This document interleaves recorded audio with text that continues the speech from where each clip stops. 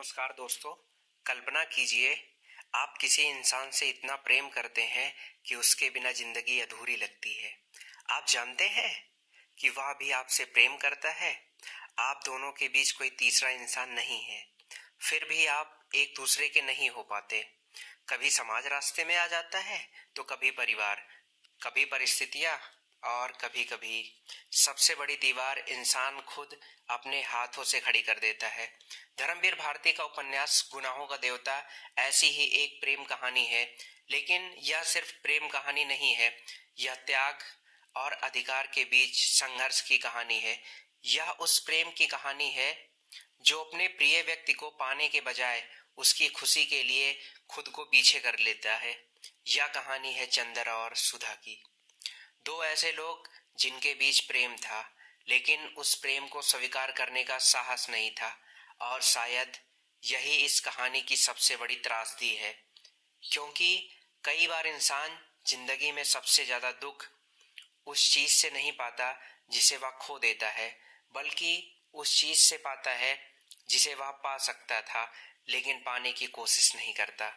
आज की इस कहानी में हम जानेंगे चंदर और सुधा की पहली मुलाकात से लेके उनके रिश्ते की गहराई तक, उनके प्रेम के सामने खड़ी सामाजिक और मानसिक दीवारों तक, सुधा के विवाह तक, चंदर के भीतर पैदा हुए खालीपन तक, और उस मोड़ तक जहां दोनों को एहसास होता है कि प्रेम केवल किसी को पाने का नाम नहीं है। तो चलिए शुरू करते हैं गुनाहों का देवता। कहानी का वातावरण इलाहाबाद के उस समय का है जब शिक्षा, परिवार, सामाजिक प्रतिष्ठा और परंपराएं इंसान के निजी फैसलों पर बहुत गहरा प्रभाव डालती थी। इसी वातावरण में हमारे सामने आता है कहानी का मुख्य किरदार चंदर। चंदर पढ़ा लिखा है, संवेदनशील है और विचारवान युवक है। उसका व्यक्तित्व सामान्य प्रेम कहानियों के नायक जैसा बिल्कुल नहीं है। वह भावुक जरूर है, लेकिन अपने भावों को समझने की कोशिश भी करता है। उसके जीवन में सबसे महत्वपूर्ण रिश्ता है डॉक्टर शुक्ला के साथ। डॉक्टर शुक्ला चंदर के गुरु, संरक्षक और पिता जैसे हैं। चंदर उनके घर आता जाता है और इसी घर में उसकी मुलाकात होती है डॉक्टर शुक्ला की बेटी सुधा से। यहीं से कहानी का असली संसार शुरू होता है। चंदर और सुधा। सुधा चंदर से बिल्कुल अलग होते हुए भी उससे बहुत गहराई से जुड़ी हुई लड़की है। वह सरल है, भावुक है, चंचल है। उसके भीतर बचपन की मासूमियत भी है और एक ऐसी भावनात्मक गहराई भी जिसे वह स्वयं पूरी तरह समझ नहीं पाती। चंदर और सुधा का रिश्ता शुरुआत में प्रेमी प्रेमिकाओं जैसा नहीं है। वे एक दूसरे के बहुत करीब हैं, लेकिन उनके बीच रिश्ते की कोई स्पष्ट परिभाषा नहीं है। वे बात करते हैं, हंसते हैं, एक दूसरे को परेशान करते हैं, कभी नाराज होते हैं, फिर खुद ही मान जाते हैं। सुधा के साथ चंदर केवल उसके पिता की परिचित या शिक्षक जैसा नहीं है। चंदर उसके जीवन का ऐसा व्यक्ति है जिसके सामने वह बिना किसी डर के अपने मन की बातें रख सकती है। और चंदर के लिए भी सुधा केवल डॉक्टर शुक्ला की बेटी नहीं है, वह उसकी जिंदगी की सबसे खूबसूरत हिस्सा बन चुकी है। लेकिन दोनों इस सच्चाई को शब्दों में स्वीकार नहीं करते। यही इस कहानी की पहली और सबसे बड़ी विडंबना है। प्रेम मौजूद है, लेकिन उसका नाम नहीं लिया जाता। वह रिश्ता जिसे नाम नहीं मिला। मतलब चंदर और सुधा के बीच की सबसे बड़ी खूबसूरती यह है कि उनका रिश्ता केवल आकर्षण पर आधारित नहीं है। वे एक दूसरे की आदत बन चुके हैं। सुधा की खुशी चंदर को प्रभावित करती है। चंदर की उदासी सुधा को बेचैन कर देती है। अगर चंदर किसी बात से परेशान है तो सुधा तुरंत समझ जाती है, और अगर सुधा चुप है तो चंदर को उसकी चुप्पी भी बहुत कुछ बता देती है। कई बार जीवन में ऐसे रिश्ते बनते हैं जिनमें प्रेम शब्दों से नहीं बल्कि रोजमर्रा की छोटी छोटी बातों से दिखाई देता है। चंदर और सुधा का रिश्ता भी कुछ ऐसा ही है। वे एक दूसरे के साथ रहते हुए प्रेम को महसूस करते हैं, लेकिन दोनों उस प्रेम को स्वीकार करने से डरते हैं। क्यों? क्योंकि उनके सामने समाज है, परिवार है, जाति और सामाजिक स्थिति का सवाल है, और सबसे बड़ी बात डॉक्टर शुक्ला का विश्वास है। चंदर डॉक्टर शुक्ला को इतना सम्मान देता है कि वह उनके विश्वास के विरुद्ध जाकर सुधा से अपने प्रेम की बात करने की कल्पना भी नहीं कर सकता। चंदर के मन में एक धारणा बन चुकी है कि सुधा उसके लिए बहुत महत्वपूर्ण है, लेकिन शायद उसे पाने का अधिकार उसे नहीं है, और यही सोच धीरे धीरे उसकी सबसे बड़ी कमजोरी बन जाती है। चंदर का आदर्शवादी होना। चंदर के व्यक्तित्व को समझने के लिए उसके आदर्शवाद को समझना जरूरी है। वह प्रेम को सिर्फ शरीर या आकर्षण के रूप में नहीं देखता। उसके लिए प्रेम एक ऊंची भावना है। वह चाहता है कि प्रेम पवित्र हो। वह चाहता है कि सुधा की जिंदगी में कोई परेशानी ना आए। वह नहीं चाहता कि उसके कारण सुधा को परिवार के विरोध का सामना करना पड़े। यही से चंदर का त्याग शुरू होता है। लेकिन दोस्तों, त्याग हमेशा महान नहीं होता। कभी कभी जरूरत से ज्यादा त्याग भी एक तरह का पलायन बन जाता है।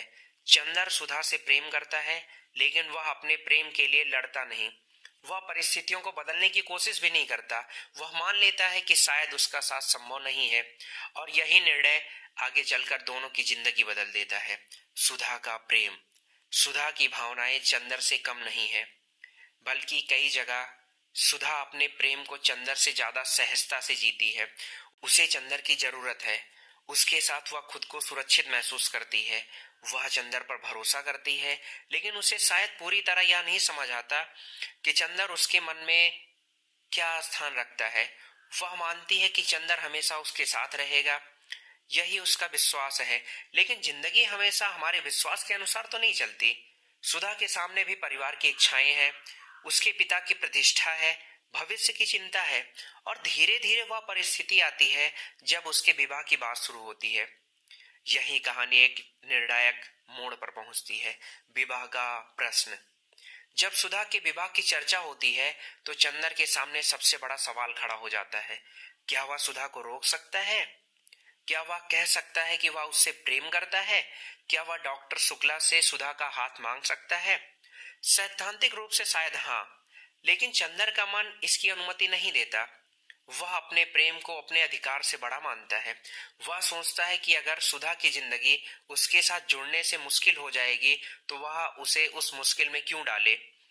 लेकिन यहाँ एक बहुत गहरी समस्या है। चंदर ने सुधा से यह पूछा ही नहीं कि वह क्या चाहती है। वह उसके लिए फैसला करने लगता है, और यही इस रिश्ते की त्रासदी बनती जाती है। कभी कभी हम किसी को बहुत प्यार करते हुए भी उसकी स्वतंत्र इच्छा को भूल जाते हैं। हम सोचते हैं हम उसके लिए सबसे अच्छा जानते हैं। चंदर को भी कुछ ऐसा ही लगता है। सुधा की बेचैनी। विवाह की बात आगे बढ़ती है तो सुधा के भीतर बेचैनी बढ़ने लगती है। वह चंदर से अपने रिश्ते को खोना नहीं चाहती, लेकिन चंदर उसके सामने अस्पष्ट होकर अपनी भावनाएं नहीं रखता। सुधा के मन में कई सवाल पैदा होते हैं। क्या चंदर उसे प्रेम करता है? क्या वह उसके साथ रहना चाहता है? क्या वह उसके जीवन में हमेशा रहेगा, या फिर उसका रिश्ता केवल दोस्ती तक सीमित है? इन सवालों का कोई सीधा जवाब उसे नहीं मिलता। चंदर अपने मन की बात छिपाता रहता है, और जब प्रेम में संवाद कम हो जाता है तो गलतफहमियां जन्म लेने लगती हैं। प्रेम और सामाजिक व्यवस्था। गुनाहों का देवता की सबसे महत्वपूर्ण परतों में से एक है व्यक्ति और समाज का संघर्ष।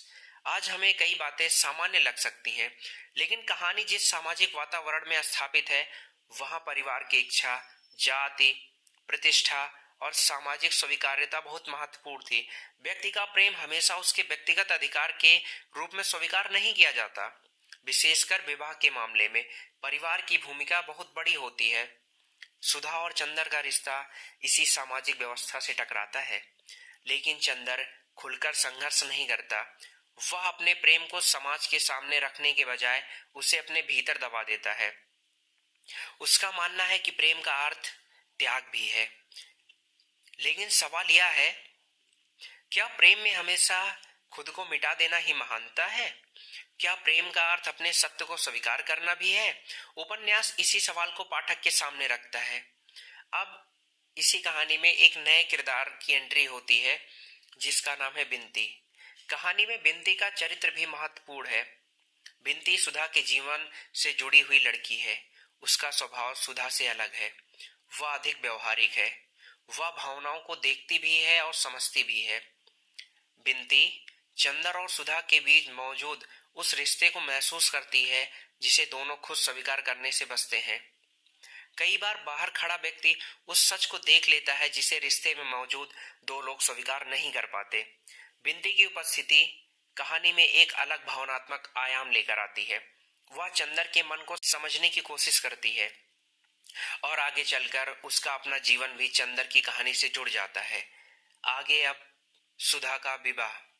आखिरकार वह समय आ ही जाता है जब सुधा का विवाह तय हो जाता है। यह वह क्षण है जब चंदर के सामने अंतिम अवसर होता है। वह सब कुछ बदल सकता है। वह सुधा से कह सकता है कि मैं तुमसे प्रेम करता हूँ, लेकिन चंदर ऐसा नहीं करता। उसका आदर्शवाद उसे रोकता है। वह सुधा के सामने अपने प्रेम का अधिकार नहीं रखता। सुधा भी अंदर से टूट रही है। वह शायद चाहती है कि चंदर उसे रोक ले, लेकिन चंदर चुप रहता है। और कभी कभी किसी रिश्ते की सबसे बड़ी त्रासदी कोई कठोर शब्द नहीं होता, बल्कि वह बात होती है जो कही जानी चाहिए थी लेकिन कही नहीं गई। सुधा की शादी तो हो जाती है और चंदर की दुनिया अचानक खाली हो जाती है। अब समय आता है विदाई का। सुधा के विवाह का दृश्य कहानी के सबसे भावुक हिस्सों में से एक है। जिस लड़की के साथ चंदर ने इतने साल बिताए, वह अब किसी और के घर जा रही है। चंदर के पास उसे रोकने का अधिकार नहीं है, कम से कम वह ऐसा मानता है। सुधा के लिए भी यह आसान नहीं है। वह चंदर को छोड़कर जा रही है, लेकिन उसके मन में चंदर के लिए भावनाएं खत्म नहीं हुई हैं। यही कारण है कि विदाई केवल एक लड़की की अपने मायके से विदाई नहीं होती। यह दो लोगों के उस रिश्ते की भी विदाई है जिसे कभी पूरा नाम नहीं मिला। सुधा चली जाती है और चंदर वहीं रह जाता है, लेकिन अब वह वही चंदर नहीं है। उसके जीवन से उसका सबसे प्रिय व्यक्ति चला गया। खालीपन। सुधा के जाने के बाद चंदर के भीतर एक गहरा खालीपन पैदा होता है। वह बाहर से सामान्य दिखाई देने की कोशिश करता है, लेकिन अंदर से टूट चुका है। यही कहानी प्रेम के दूसरे चरण में प्रवेश करती है। पहले चंदर प्रेम को आदर्श मानता है। अब उसे उस आदर्श की कीमत समझ आने लगती है। वह सोचने लगता है, क्या मैंने सही किया? क्या सुधा को रोकना चाहिए था? क्या मुझे उसके सामने अपने मन की बात कहनी चाहिए थी? क्या मेरा त्याग वास्तव में त्याग है, या मैं अपने डर के पीछे छिप रहा था?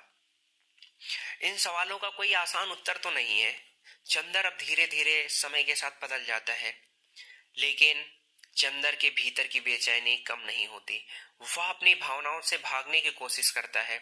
वह खुद को समझाता है कि सुधा अब किसी और की पत्नी है। उसे अपने मन से सुधा को निकाल देना चाहिए। लेकिन भावनाएं आदेश से खत्म थोड़ी नहीं होती। मन किसी तर्क की मशीन नहीं है। चंदर के भीतर प्रेम, अपराध बोध, अकेलापन और कुंठा एक साथ जमा होने लगती है, और यही स्थिति उसके व्यक्तित्व में परिवर्तन लाती है। वह अपने आदर्शों पर प्रश्न करने लगता है।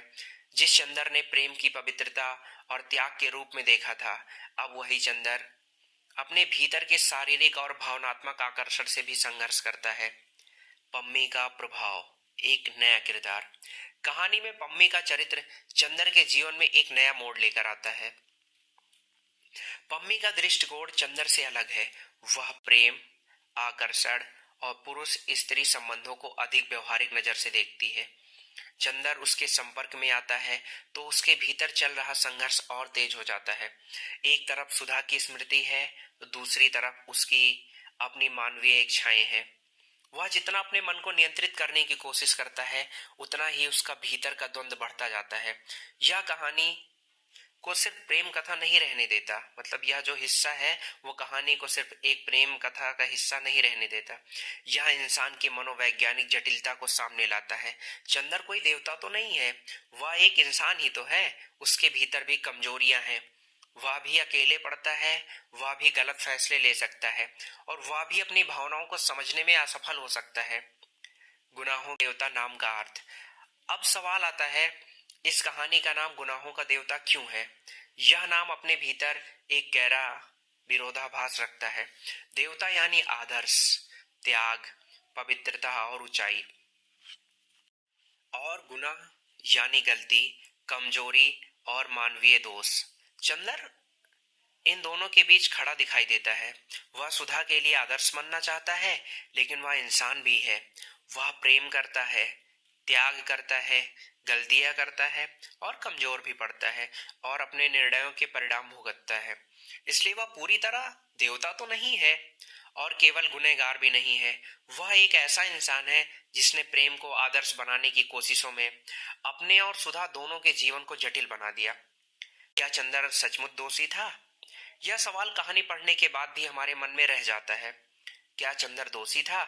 एक नजर से देखें तो उसने सुधा को धोखा नहीं दिया, उसने उसका बुरा नहीं चाहा, उसने अपने स्वार्थ के लिए उसे मजबूर नहीं किया। लेकिन दूसरी तरफ अगर हम अपनी दृष्टि डालें तो उसने अपनी भावनाओं को स्पष्ट नहीं किया। उसने सुधा को यह अवसर नहीं दिया कि वह अपने जीवन का फैसला खुद कर सके। उसने अपने आदर्शों को इतना बड़ा बना दिया कि वास्तविक जीवन की जरूरतें छोटी लगने लगी, और शायद यही उसकी सबसे बड़ी गलती थी। प्रेम केवल त्याग नहीं है, प्रेम संवाद भी है, प्रेम साहस भी है, प्रेम में दूसरे व्यक्ति की इच्छा का सम्मान भी है, और कभी कभी प्रेम का अर्थ होता है सच बोलना। चंदर यही सच बोलने से चूक जाता है। आगे हम देखते हैं सुधा की क्या स्थिति है। सुधा को केवल एक कमजोर या मजबूर लड़की के रूप में देखना कहानी को अधूरा समझना होगा। सुधा भी अपने समय की सामाजिक व्यवस्था में बंधी हुई है। वह अपने पिता से जुड़ी हुई है, उनकी प्रतिष्ठा उसके लिए महत्वपूर्ण है। वह अपने परिवार को तोड़ना नहीं चाहती, लेकिन उसके भीतर चंदर के लिए प्रेम भी है। यही दो दिशाएं उसके भीतर संघर्ष पैदा करती हैं। एक तरफ उसका अपना मन, तो दूसरी तरफ परिवार की अपेक्षाएं। वह दोनों को साथ रखना चाहती है, लेकिन जिंदगी हमेशा इतनी उदार नहीं होती कि हमें दो चीजें एक साथ दे दे। और सुधा की यही मजबूरी कहानी को और अधिक दर्दनाक बना देती है। प्रेम के बाद की जिंदगी। सुधा की शादी के बाद दोनों की जिंदगी आगे बढ़ती है, लेकिन भावनाएं कहीं ना कहीं पीछे छूट जाती हैं। यह कहानी हमें बताती है कि किसी रिश्ते का खत्म होना हमेशा भावनाओं का खत्म होना नहीं होता। कई बार रिश्ता तो समाप्त हो जाता है, लेकिन उसकी याद इंसान के भीतर जीवित रहती है। चंदर के लिए सुधा केवल एक पुरानी याद नहीं है, वह उसके जीवन का ऐसा हिस्सा है जिसे वह जितना भूलना चाहता है उतना ही वह उसके भीतर लौट आता है। सुधा भी अपने वैवाहिक जीवन में चंदर की स्मृति से पूरी तरह मुक्त नहीं हो पाती। दोनों अलग जीवन तो जी रहे हैं, लेकिन उनके भीतर एक दूसरे की जगह बनी है। बिनती और चंदर। समय के साथ बिनती का रिश्ता चंदर के करीब आता है। बिनती चंदर को समझती है, वह उसकी टूटन को देखती है। वह जानती है कि चंदर के भीतर सुधा की याद कितनी गहरी है, लेकिन बिनती के भीतर भी अपने भाव है। यही कहानी एक और जटिल सवाल सामने रखती है। क्या किसी टूटे हुए इंसान को नया प्रेम उसके पुराने दर्द से बाहर निकाल सकता है? क्या नया रिश्ता पुराने प्रेम की जगह कभी नहीं ले सकता? चंदर के लिए बिनती का महत्व बढ़ता है, लेकिन सुधा की जगह तो कोई नहीं ले सकता, क्योंकि इंसान के मन में प्रेम की जगहें हमेशा एक जैसी नहीं होती। हर रिश्ता अपनी अलग पहचान लेकर आता है। जैसे चंदर का संघर्ष केवल सुधा को पाने या खोने का संघर्ष नहीं है, वह खुद से लड़ रहा है, वह अपने आदर्शों से लड़ रहा है, वह अपनी इच्छाओं से भी लड़ रहा है, वह अपने अपराध बोध से लड़ रहा है, और वह उस सवाल से भी लड़ रहा है कि मैंने अपने जीवन का सबसे बड़ा फैसला गलत किया। यही सवाल उसे अंदर से कमजोर करता है, क्योंकि जीवन में कुछ फैसले हमेशा ऐसे होते हैं जिनका परिणाम हमें बहुत देर बाद समझ में आता है, और जब समझ आता है तब उन्हें बदलना संभव नहीं होता। चंदर के सामने भी यही स्थिति है। उसके पास अतीत को बदलने का कोई रास्ता नहीं है। अब उसके पास केवल एक रास्ता है, अपने अतीत को स्वीकार करना। लेकिन स्वीकार करना इतना आसान थोड़ी नहीं होगा। प्रेम बनाम अधिकार, इस कहानी की सबसे बड़ी सीखों में से एक है। प्रेम और अधिकार एक ही चीज नहीं है। चंदर सुधा से प्रेम करता था, लेकिन उसने उसके जीवन पर अधिकार जताना उचित नहीं समझा। यह बात एक तरफ बहुत सुंदर लगती है, लेकिन वहीं दूसरी तरफ यही निर्णय उनके बीच दूरी का कारण बन जाता है। क्योंकि प्रेम में केवल त्याग ही नहीं होता, कभी कभी अपने अधिकार और इच्छा को ईमानदारी से व्यक्त करना भी जरूरी होता है। अगर चंदर सुधा से खुलकर कहता कि वह उससे प्रेम करता, तो शायद कहानी अलग होती, शायद परिवार विरोध करता, शायद शादी फिर भी होती, शायद दोनों साथ आ जाते। हम निश्चित रूप से नहीं कह सकते, लेकिन कम से कम दोनों को पता तो होता कि उन्होंने अपने दिल की बात कही थी। सुधा और चंदर की अंतिम भावनात्मक दूरी। समय के साथ दोनों की जिंदगी में ऐसी परिस्थितियां आती हैं जहां उन्हें अपने रिश्ते की वास्तविकता का सामना करना पड़ता है। अब वे पहले की तरह सहज नहीं है, उनके बीच अतीत की याद है, प्यार है, लेकिन साथ ही एक ऐसी दूरी है जिसे पार करना आसान नहीं है, क्योंकि अब जिंदगी बदल चुकी है। सिर्फ भावनाएं पर्याप्त नहीं है, जिम्मेदारियां हैं, सामाजिक रिश्ते हैं, दूसरे लोगों की जिंदगी जुड़ी है। और यही उपन्यास प्रेम को एक बहुत जटिल रूप में प्रस्तुत करता है। कभी कभी दो लोग एक दूसरे से प्रेम करते हैं, लेकिन फिर भी उन्हें अलग रहना पड़ता है, क्योंकि जीवन केवल प्रेम से नहीं चलता। कहानी का सबसे दर्दनाक पहलू। गुनाहों का देवता का सबसे बड़ा दर्द यह नहीं है कि चंदर और सुधा अलग हो गए। सबसे बड़ा दर्द यह है कि वे शायद कभी पूरी तरह एक दूसरे को बता ही नहीं पाए कि वे एक दूसरे के लिए क्या है। उनके बीच प्रेम था, लेकिन उस प्रेम को पूरा जीवन नहीं मिला। उनके बीच अपनापन था, लेकिन उसे सामाजिक पहचान नहीं मिली। उनके बीच विश्वास था, लेकिन निर्णायक समय पर साहस कम पड़ गया। और यही कारण है कि उनकी कहानी पढ़ने वाला व्यक्ति केवल दुखी नहीं होता, बल्कि सोचने लगता है।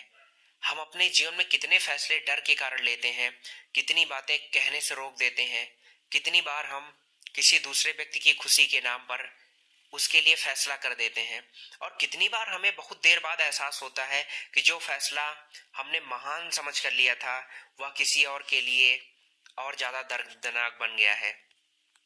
उपन्यास हमें क्या सिखाता है? यह उपन्यास हमें कई बातें सिखाता है।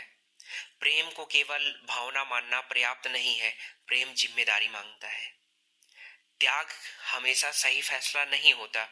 अगर त्याग में दूसरे व्यक्ति की इच्छा ही पूछी न जाए तो वह त्याग कम और निर्णय ज्यादा बन जाता है। संवाद बहुत जरूरी है। कई रिश्ते इसलिए खत्म नहीं होते कि प्रेम खत्म हो गया, वे इसलिए टूटते हैं क्योंकि लोग अपने मन की बात समय पर कह नहीं पाते। आदर्शवाद और वास्तविक जीवन में संतुलन जरूरी है। बहुत ऊंचे आदर्श कभी कभी इंसान को वास्तविक भावनाओं से बहुत दूर लेके चले जाते हैं। हर प्रेम कहानी का अंत मिलन नहीं होता। कुछ प्रेम कहानियां हमें बदलने के लिए आती हैं। वे हमारे साथ जिंदगी नहीं बिताती, लेकिन हमारी जिंदगी को हमेशा के लिए बदल देती हैं। और चंदर की सबसे बड़ी गलती। अगर चंदर की सबसे बड़ी गलती खोजनी हो तो शायद वह प्रेम करना नहीं था। उसकी गलती थी अपने प्रेम को सच के रूप में स्वीकार करने का डर। वह सुधा को बहुत चाहता था, लेकिन उसने उस चाहत को स्वीकार करने के बजाय उसे त्याग का रूप दे दिया। वह खुद को समझाता रहा कि वह सुधा की भलाई कर रहा है, लेकिन वास्तव में वह अपने भीतर के डर से भी लड़ रहा था। डॉक्टर शुक्ला का सम्मान, समाज का डर, सुधा की जिंदगी खराब होने की आशंका, इन सब ने मिलकर उसे चुप कर दिया। और कभी कभी चुप्पी भी एक ऐसा फैसला होती है। चंदर की चुप्पी ने उसके जीवन की दिशा ही बदल दी। सुधा की सबसे बड़ी त्रासदी। सुधा की त्रासदी यह है कि वह जिस व्यक्ति पर सबसे ज्यादा भरोसा करती है, वही निर्णायक समय पर उसके सामने अपने मन की बात नहीं रखता। सुधा शायद चाहती थी कि चंदर उसके जीवन के बारे में कोई निर्णय ले, लेकिन चंदर की चुप्पी मिली। वह अपने परिवार और परिस्थितियों के बीच आगे बढ़ गई, लेकिन मन के भीतर चंदर की स्मृति बनी रही। यही कारण है कि सुधा का चरित्र केवल प्रेमिका का चरित्र नहीं है, वह उस स्त्री का प्रतीक बन जाता है जो अपने निजी और भावों और सामाजिक अपेक्षाओं के बीच फंस जाती है। बिंती का महत्व। बिंती कहानी में एक महत्वपूर्ण भावनात्मक भूमिका निभाती है। वह चंदर की जिंदगी में उस समय आती है जब वह भावनात्मक रूप से कमजोर है। लेकिन बिंती केवल चंदर के जीवन में नया रिश्ता नहीं है, वह उसके लिए एक आईना भी है। उसके माध्यम से चंदर को यह समझ आने लगता है कि इंसान केवल अतीत में जीकर वर्तमान को नष्ट कर सकता है।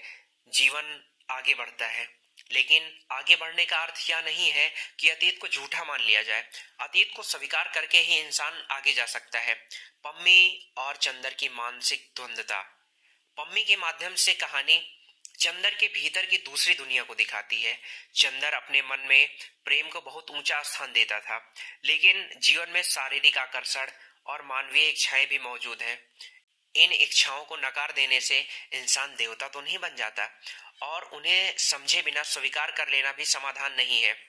चंदर इन दोनों के बीच उलझता है। यही उपन्यास यह दिखाता है कि इंसान केवल आदर्शों से नहीं बना होता, उसमें भावनाएं हैं, इच्छाएं हैं, कमजोरियां हैं और गलतियां भी हैं, और इन्हीं सब के बीच वह अपने लिए सही रास्ता खोजने की कोशिश करता है। आगे देखते हैं कि चंदर को देवता बनने की क्या कीमत चुकानी पड़ती है। चंदर सुधा के लिए एक तरह का आदर्श बनना चाहता था, लेकिन सवाल है, क्या किसी रिश्ते में देवता बनना जरूरी है या इंसान बने रहना ज्यादा जरूरी है? अगर हम किसी रिश्ते में इतने आदर्श बन जाएं कि अपनी वास्तविक भावनाओं को ही दबा दें, तो क्या वह रिश्ता सच में स्वस्थ रह सकता है? चंदर की कहानी का उत्तर शायद यही है, नहीं। प्रेम में पूर्णता की जरूरत नहीं होती, ईमानदारी की जरूरत होती है। गलतियां हो सकती हैं, कमजोरियां हो सकती हैं, लेकिन अगर दो लोग एक दूसरे से सच बोलते हैं तो रिश्ता अपने वास्तविक रूप में जिया जा सकता है। कहानी आगे बढ़ती है और चंदर धीरे धीरे यह समझने लगता है कि वह अतीत को नहीं बदल सकता। सुधा उसके जीवन में थी, उसने उसे प्रेम किया, उसने उसे खोया, और उस प्रेम ने उसे अंदर से बदल दिया। अब सवाल सुधा को वापस पाने का नहीं है, सवाल है, क्या चंदर अपने भीतर शांति पा सकता है? क्या वह अपने अपराध बोध को छोड़ सकता है? क्या वह स्वीकार कर सकता है कि जिंदगी में हर सही भावना का परिणाम सही नहीं होता? और क्या वह यह समझ सकता है कि किसी रिश्ते के अधूरे रह जाने का मतलब यह नहीं है कि वह रिश्ता व्यर्थ है? यही कहानी का सबसे परिपक्व पक्ष है। कुछ रिश्ते हमें मंजिल तक नहीं ले जाते, लेकिन रास्ता जरूर बता देते हैं। गुनाहों का देवता पढ़ते हुए सबसे ज्यादा दर्द इसलिए होता है क्योंकि चंदर और सुधा के बीच प्रेम झूठा नहीं था, वह वास्तविक था। लेकिन वास्तविक प्रेम भी हमेशा जीवन की परिस्थितियों पर विजय नहीं पा सकता है। कभी समाज जीत जाता है, कभी परिवार, तो कभी डर, और कभी गलत निर्णय, और कभी इंसान का अपना आदर्शवाद। चंदर और सुधा की कहानी इसी हार की कहानी है, लेकिन यह केवल हार नहीं है, यह आत्मबोध की कहानी भी है। चंदर धीरे धीरे समझता है कि प्रेम को केवल पूजा की वस्तु बना देना सही नहीं है। प्रेम को जीना पड़ता है, उसके लिए साहस चाहिए, उसमें संवाद चाहिए, और उसमें दूसरे व्यक्ति की इच्छा का सम्मान भी चाहिए। आज के समय में गुनाहों का देवता, अब एक सवाल है, आज के समय में इस उपन्यास की प्रासंगिकता क्या है? बहुत ज्यादा। आज भी कई रिश्ते इसलिए टूट जाते हैं क्योंकि लोग अपने मन की बात समय पर नहीं कहते। आज भी परिवार और समाज की अपेक्षाएं कई लोगों के व्यक्तिगत फैसले को प्रभावित करती हैं। आज भी लोग अपने प्रेम को लेकर अपराध बोध महसूस करते हैं। आज भी कई बार हम किसी दूसरे की खुशी के नाम पर उसके लिए फैसला कर देते हैं, और आज भी लोग यह मान लेते हैं कि सच्चा प्रेम मतलब हमेशा त्याग करना। लेकिन यह कहानी हमें सोचने के लिए मजबूर करती है, क्या त्याग से पहले संवाद जरूरी नहीं? क्या प्रेम में दूसरे व्यक्ति की इच्छा जानना जरूरी नहीं? क्या अपने मन की सच्चाई को स्वीकार करना जरूरी नहीं? यही कारण है कि दशकों बाद भी यह कहानी लोगों को छूती है। चंदर और सुधा की कहानी से मिलने वाली सबसे बड़ी सीख, अगर इस पूरी कहानी को कुछ पंक्तियों में समझना हो तो शायद हम कह सकते हैं, प्रेम केवल किसी को चाहना नहीं है, प्रेम उस व्यक्ति की स्वतंत्र इच्छा का सम्मान करना भी है। प्रेम केवल त्याग नहीं है, प्रेम में साहस भी चाहिए। प्रेम केवल साथ रहने का नाम नहीं है, कभी कभी दूर रहकर भी किसी के जीवन में अपनी जगह बना लेना भी प्रेम का एक रूप है। लेकिन सबसे जरूरी बात, जो बात दिल में है उसे समय रहते कह देना चाहिए, क्योंकि समय गुजर जाने के बाद हमारे पास पछतावा तो रह सकता है, लेकिन अवसर वापस नहीं आता। चंदर और सुधा की कहानी हमें यह नहीं सिखाती कि प्रेम हमेशा सफल होता है, यह हमें यह सिखाती है कि प्रेम इंसान को बदल देता है। कभी वह उसे मजबूत बनाता है, कभी कमजोर, कभी महान, कभी स्वार्थी, और कभी कभी इतना उलझा देता है कि इंसान खुद नहीं समझ पाता कि उसने सही किया या गलत। चंदर भी ऐसा ही इंसान है, वह देवता तो नहीं है, वह गुनहगार भी पूरी तरह नहीं है। वह हमारी तरह एक इंसान है जो प्रेम करता है, डरता है, गलतियां करता है, त्याग करता है और फिर अपनी ही यादों के साथ जीना सीखता है। शायद इसी कारण उसका नाम गुनाहों का देवता इतना अर्थपूर्ण लगता है। तो दोस्तों, गुनाहों का देवता सिर्फ चंदर और सुधा की कहानी नहीं है।